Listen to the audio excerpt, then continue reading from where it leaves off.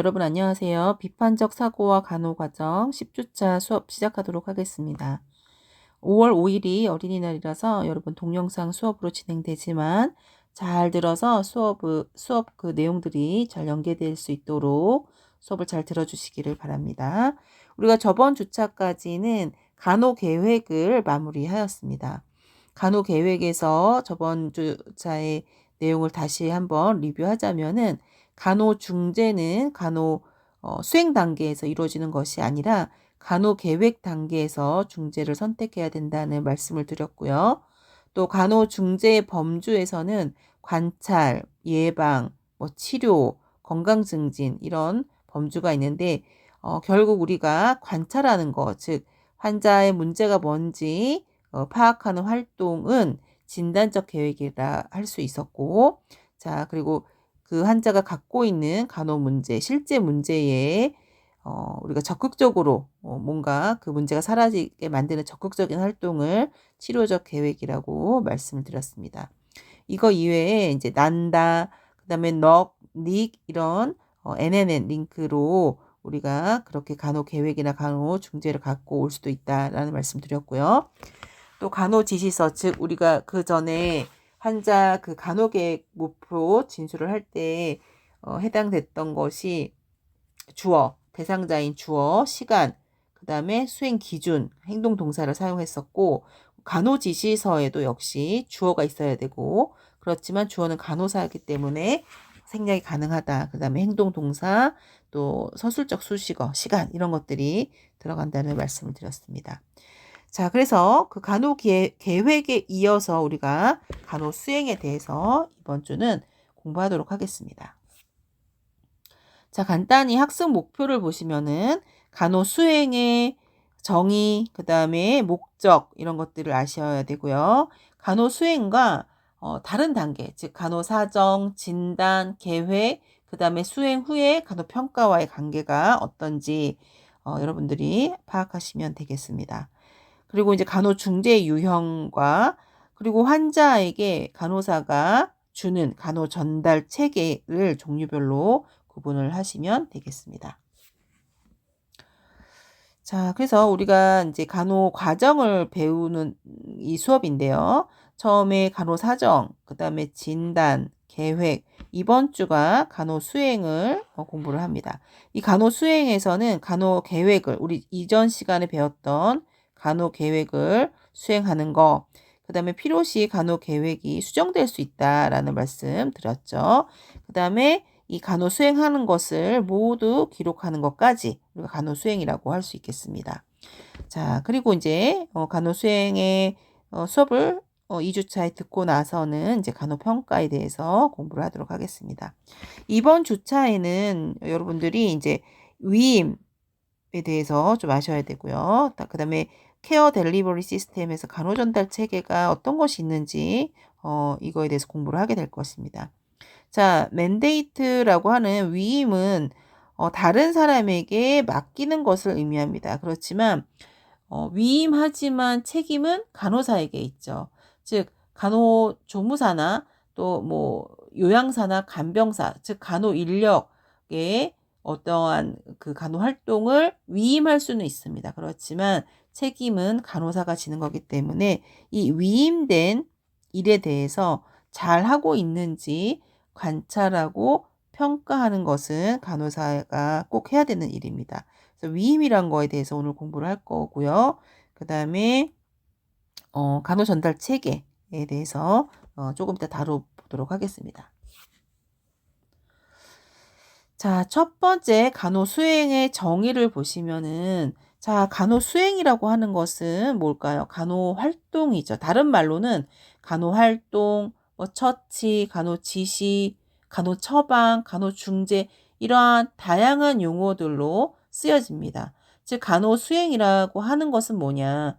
여러분들이 이전 단계에서 간호 계획을 세우셨죠. 그 간호 계획을 실제로 수행하는 단계가 우리가 간호 수행이라고 할 수 있습니다. 여기 오타입니다. 간호 사정이죠. 간호 사정. 자, 간호 사정과 간호 진단을 근거로 설정한 간호 목표, 기대되는 결과의 성취를 위해서 간호계획을 실제로 수행하는 그런 과정이 간호수행이라고 할 수 있습니다. 즉 간호사가 우리 대상자, 환자의 건강 목표를 성취하기 위해서 필요한 활동을 실제로 수행하거나 아니면 아까 위임이라는 단어 있었죠.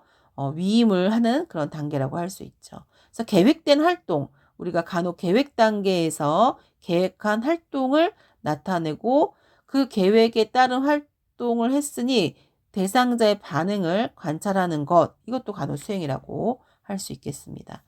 자, 그래서 결국 대상자의 목표를 달성하기 위해서 필요한 간호 중재를 수행하는 것이라고 할 수 있겠죠. 자, 여러 학자들이 이야기했습니다. 배너, 고든, 그 다음에 ICN은 국제간호협의회입니다. 국제간호협의회에서 간호 수행을 어떻게 정의했냐라고 살펴보시면은, 자, 배너는 1984년도에 대상자를 도우면서 대상자의 계획된 결과에 이룰 수 있도록 하는 처치다라고 하였고요. 자, 고든은 독자적인 간호 수행으로 대상자의 현대 상태에서 좀 더 특정한 결과로 변화되는 것을 돕는 활동, 간호사의 활동이다.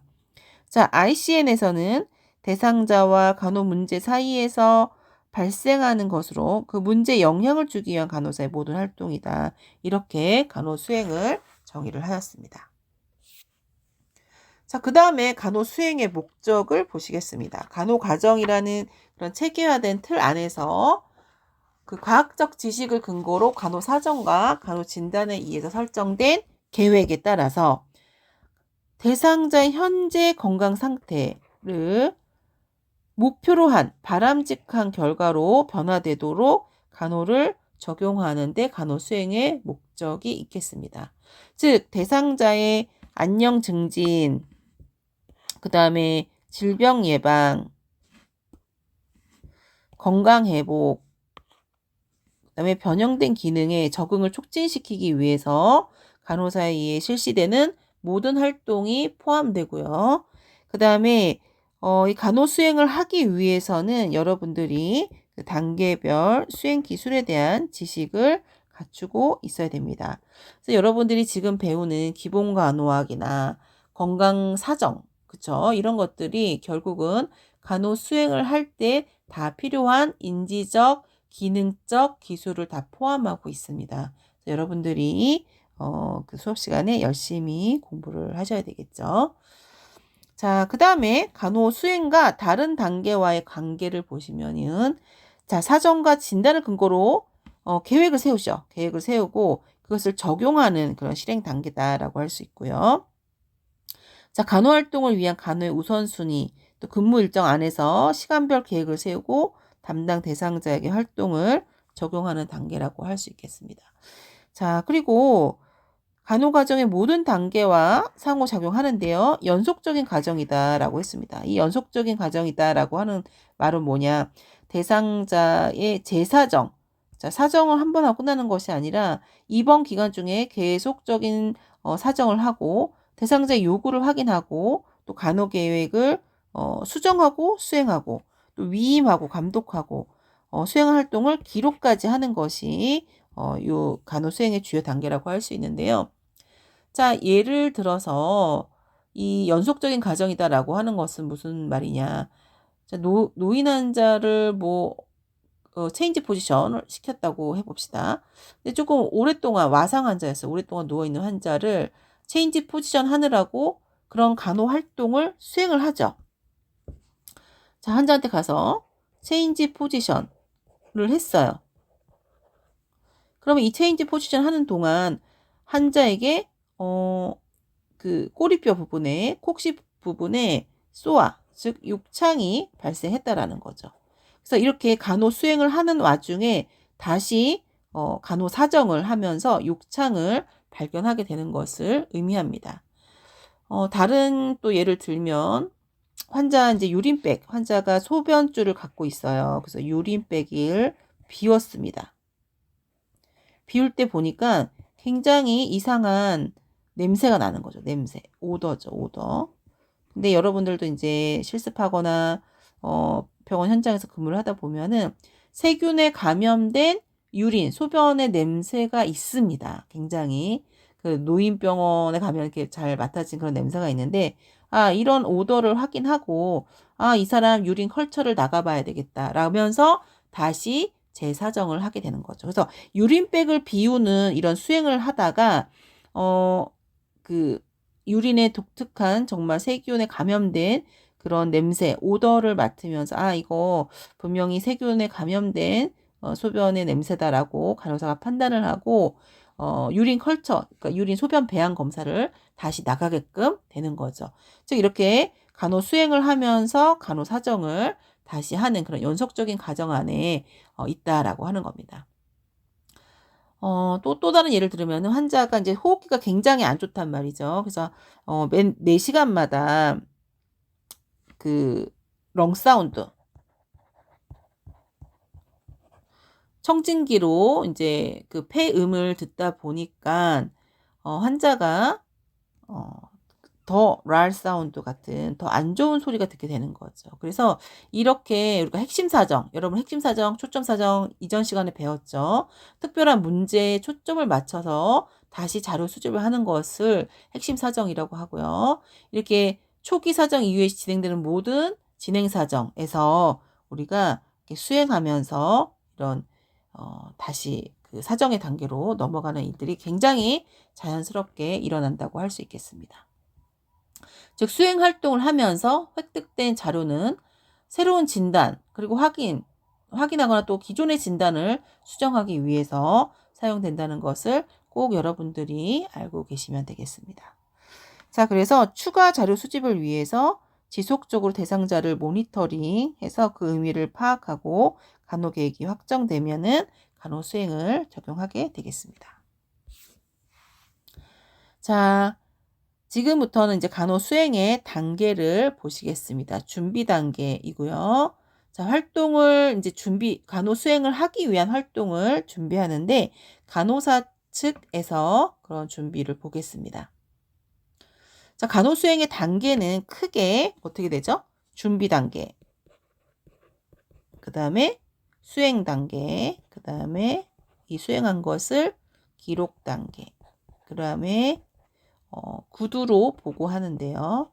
우리 간호사들이 이 수행이 환자들 나의 듀티에 딱 멈춰지거나 내 듀티 안에 해결되는 문제도 있겠지만 24시간 간호사들은 환자 곁을 지키면서 계속적인 간호 문제를 관찰하고 진단하고 그 다음에 계획을 수립하고 수행하고 평가하는 단계를 거치게 되죠. 그래서 내 듀티 때 나이트번이 내 듀티 때 해결되지 않았던 문제들은 데이번에게 넘어가게 됩니다. 그래서 이렇게 인계하는 과정을 구두 보고라고 할 수 있겠습니다. 자, 처음에 간호사 준비를 보시면요. 자, 간호계획을 검토하게 됩니다. 간호계획을 검토하고요. 그 다음에 대상자를 재사정해서 간호 요구도를 평가하게 됩니다. 자, 대상자 상태는 항상 변화될 수 있다는 것을 여러분들 알고 계시죠? 이미 여러 번 제가 설명을 했기 때문에 자, 여러 번 변화될 수가 있고 간호사는 간호 적용 직전에 계획된 간호 지시가 대상자에게 여전히 필요한가 이런 것을 재사정해야 됩니다. 물론 이렇게 간호 계획을 세웠고 간호 중재 계획을 쭉 세웠지만 이것이 간호 계획, 간호 이제 수행 적용 직전에 이것이 여전히 필요한지 재사정해야 된다라고 하는 의미는 환자가 너무 페인 컨트롤을 하길 원했습니다. 굉장히 페인이 심해서 NRS가 8점이었어. 그런데 이제 요거를 4점 이하로 낮춰주는 간호 계획을 세우고 치료적 계획, 그러니까 처방된 진통제를 투여하겠다라고 해서 디클로페낙이라는 진통제가 있습니다. 요거를 가져가서 환자한테 IM을 해주려고 봤더니 환자는 이미 좀 많이 지쳐서 잠들어 있어요. 그러면은 그 당시에는 일부러 깨워서 IM을 할 것이 아니라 그냥 일단 두는 거죠. 그래서 여전히 필요한가에 대한 그런 재사정이 해야 되겠습니다. 자, 그 다음에 간호중재를 수행하기 위해 필요한 간호 지식, 기술 이런 것들을 분석하고요. 잠재되어 있는 위험, 의사 처방에 대한 비판적 사고에 대한 의문을 가지고 확인할 수 있어야 된다. 자, 그 다음에 필요한 자원들을 활용해야 되고요. 안전한 그런 환경을 제공할 수 있어야 되겠습니다. 자, 이렇게 간호사 준비에서 필요한 것은 간호 수행 기술에 있어서 여러분 인지적 기술, 그 다음에 뭐예요? 대인관계적 기술, 또 하나는 기능적 기술이 필요하다고 할 수 있겠습니다. 그러니까 간호사가 간호 수행을 하기에 앞서서 이런 기술들이 나한테 있는지 꼭 확인을 해보셔야 되는데요. 인지적, 즉 커그니션에 대한 기술은 뭐냐. 이 문제를 해결하거나 의사결정을 하거나 또 비판적 사고를 적용하는 거, 이런 것들이 다 인지적 기술에 해당이 됩니다. 그리고 여러분, 정상과 비정상, 제가 계속 말씀드렸죠. 정상과 비정상을 구분할 수 있는 능력이 있냐. 그리고 환자의 문제가 생리적인 문제냐, 사회적인 문제냐, 이런 것들을 구분할 수 있어야 되고요. 또 대상자의 학습 요구, 우리가 교육을 했을 때 이것들을 받아들일 수 있는지, 대상자가 어떤 것을 궁금해하는지 그 요구도를 파악할 수 있는 것들은 모두 인지적 기술에 해당을 합니다. 자, 대인관계적 기술은 우리가 환자한테 다가갈 때 언어적, 비언어적인 활동을 모두 해야 되고요. 환자를 돌보거나 위로하거나 또 질문해서 그 사람의 그런 상태를 파악하거나 상담하거나 지지하거나 이런 관계들은 자, 대인관계적 기술에 포함이 되죠.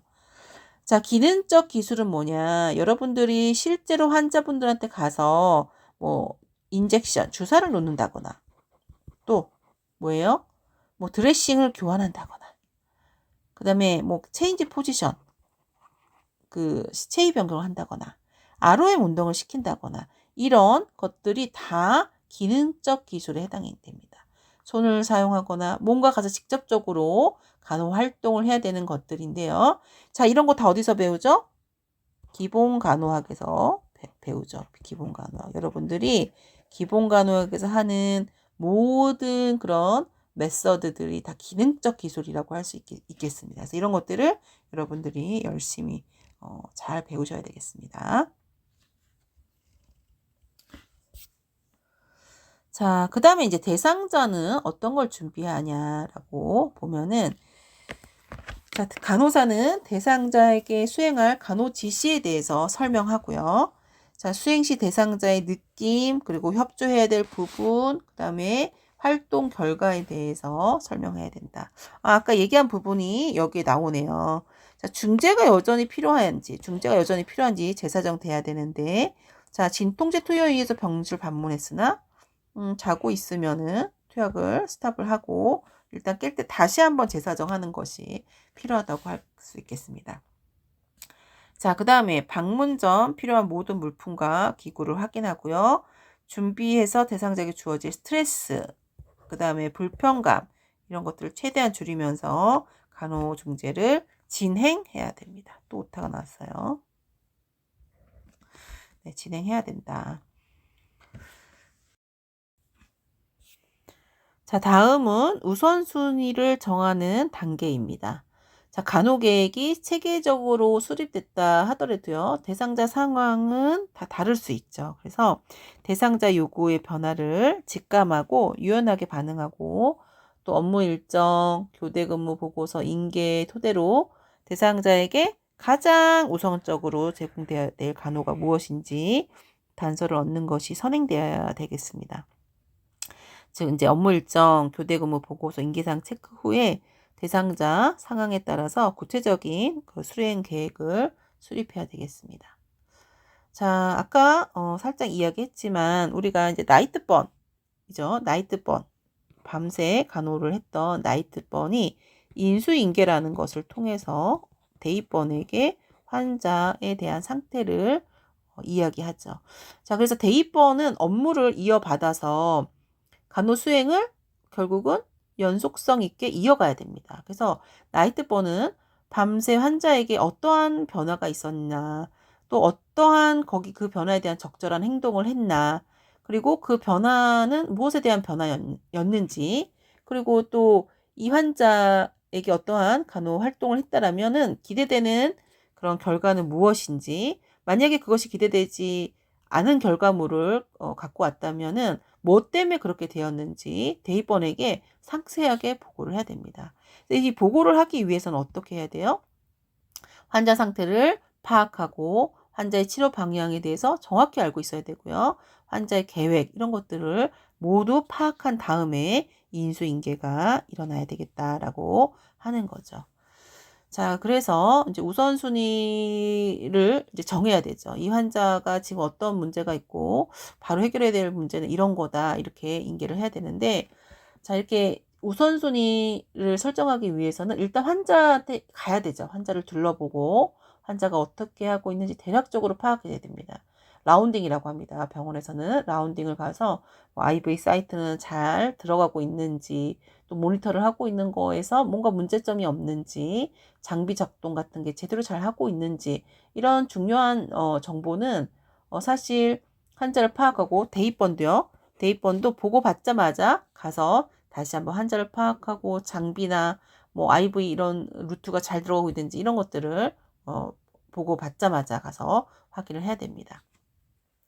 자, 그 다음에 급박한 문제. 예를 들어서 환자가 체스트 페인이 있었거나 뭐 이런 것들이 있었다면은 거기에 대해서 쫙 먼저 확인을 하고 적절한 행위를 했는지 파악하고 거기에 대한 뭐 약물의 효과나 우리가 처치했던 것에 대한 효과들을 직접 환자한테 가서 물어보고 또 본인의 듀티 내에서도 우선적으로 그런 문제들을 리스트업 해 놔야 되겠죠.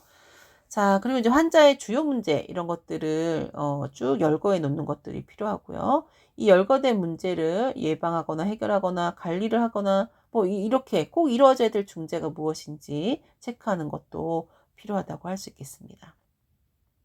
자, 그래서 이렇게 이제 우선순위를 정해서 인수인계도 해야 되고, 인수인계 받은 사람도 그 우선순위에 따라서 환자를 꼭 둘러보고 어떻게 하고 있는지 대략적으로 파악하는 활동을 가장 먼저 해야 된다라는 말씀을 드렸습니다. 자, 그 다음에 간호 수행의 단계에서 이제 수행 단계로 넘어가요. 아까 전까지 뭐였어요? 준비 단계였죠. 준비 단계에서 이제 수행 단계로 넘어왔습니다. 자, 수행 단계에서 직접 간호와 간접 간호, 그리고 이제 우리가 위임할 수 있는 것들에 대해서 살펴볼 거고, 간호 중재 유형에 대해서 살펴볼 예정입니다. 자, 직접 간호, 영어로는 다이렉트 케어, 그 다음에 인다이렉트 케어로 나뉘죠. 다이렉트 케어는 직접 환자에게 가서 하는 활동을 의미합니다. 자, 직접적으로 상호관계를 통해서 수행을 하고요. 여러분들이 이제 아실 수 있죠. 이것만 읽어도 호흡, 영양, 배설, 운동.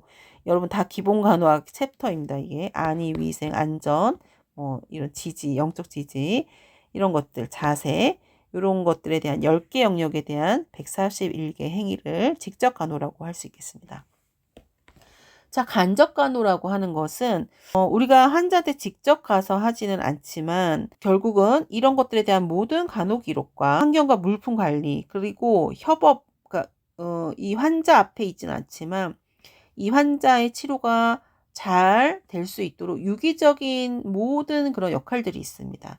예를 들어서 다른 과의 협진을 의뢰한다든지 뭐 검사의 그런 순서를 조정한다든지 뭔가 좀 더 빠르게 이 문제를 해결해 줄 수 있게끔 다학자 간에 뭐 어떠한 그런 게 있다든지 이런 것들이 다 간접 간호에 해당이 됩니다.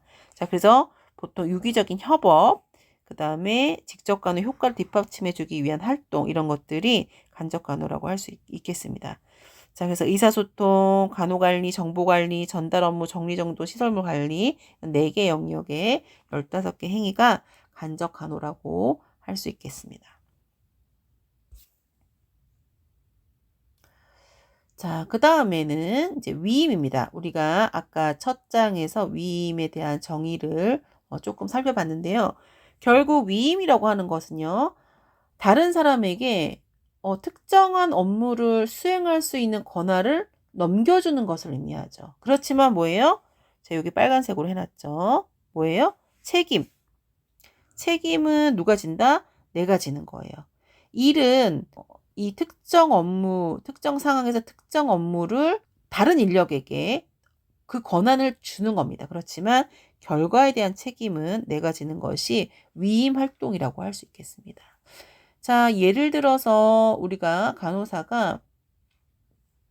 간호조무사에게 위임이 가능한 업무들이 있습니다. 아마 보통 병원마다 이런 거를 규정화해 놨을 겁니다.